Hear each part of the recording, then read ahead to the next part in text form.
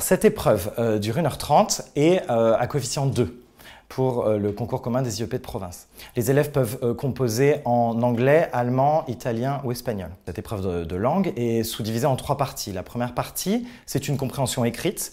Donc la plupart du temps, c'est un texte issu de la presse anglo-saxonne qui porte donc sur des questions d'actualité, des questions sociétales, etc. Ensuite vient une partie sur le lexique. C'est une partie où les élèves vont devoir travailler sur des synonymes. Donc c'est de la compréhension, c'est de la vérification de compréhension plus axée sur le lexique. Cette partie vaut 4 points. La première vaut 8.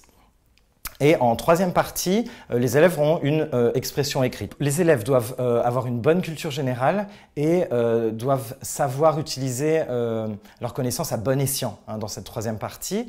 Il ne faut pas qu'ils partent martel en tête avec une idée qu'ils ne vont pas être capables de soutenir ou d'illustrer, par exemple. Donc il est vraiment nécessaire que les élèves s'imprègnent de l'épreuve, de l'esprit du concours, et puissent se préparer à la méthodologie de l'épreuve et à la gestion de leur temps également.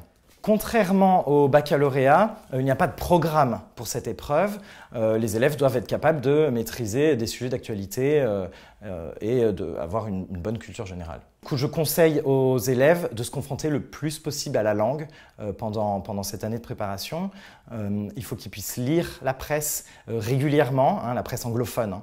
Il faut qu'ils puissent regarder des films en langue vivante, en langue originale.